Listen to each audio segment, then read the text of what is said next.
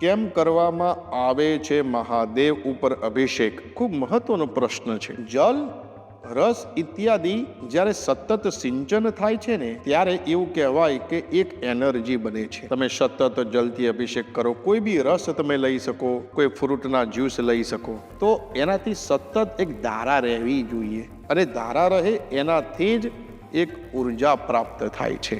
અને જે સતત અભિષેક થાય, કેમ કરવામાં આવે છે મહાદેવ ઉપર અભિષેક? ખૂબ મહત્વનો પ્રશ્ન છે. જલ, રસ ઇત્યાદિ જ્યારે સતત સિંચન થાય છે ને ત્યારે એવું કહેવાય કે એક એનર્જી બને છે. તમે સતત જલથી અભિષેક કરો, કોઈ બી રસ તમે લઈ શકો, કોઈ ફ્રૂટના જ્યુસ લઈ શકો, તો એનાથી સતત એક ધારા રહેવી જોઈએ, અને ધારા રહે એનાથી જ એક ઉર્જા પ્રાપ્ત થાય છે. અને જે સતત અભિષેક થાય, મંત્ર ઘોષ થાય, અને મંત્ર ઘોષ થાય એ સમયે જે સ્પંદનો થાય ને એ દ્રવ્યો, એ પદાર્થો શિવલિંગ ઉપર પડે છે. એના ફળ સ્વરૂપ શિવલિંગની અંદર જે દેવત્વ જાગ્રત જ હોય છે, પણ અધિકમાં અધિક એ જાગ્રત થાય છે. અને પરમાત્મા સ્વયં જલ સ્વરૂપ છે. મહાદેવે ગંગાજી ધારણ કર્યા, ચંદ્રને પણ ધારણ કર્યો. તમે વિચાર કરો, ગંગાજી મહાદેવના ભાલમાં છે. સતત અભિષેક મહાદેવ 365 દિવસ થાય, અને એમના વિષની શીતલતા પણ એમને પ્રાપ્ત થઈ.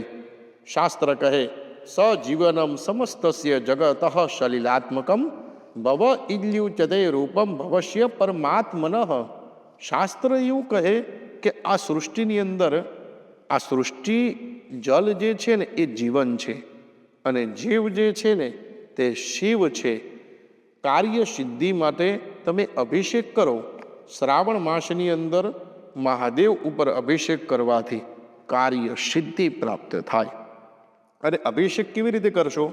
તો શિવમ ગવય શૃંગેણ કેશવમ શંખવારેણ ગણેશમ તામ્રપાત્રેણ સ્વર્ણેન જગદંબિકા.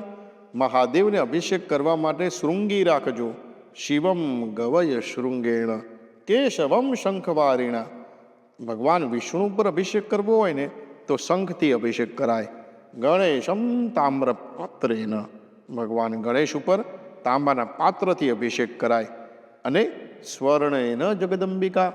જગદંબાને પ્રસન્ન કરવા હોય તો સોનાનું પાત્ર જોઈએ, એટલે અભિષેક તો કરવો જ જોઈએ. ઘણા બધા કહે કે અભિષેક શા માટે? એ બધું વેસ્ટ જાય.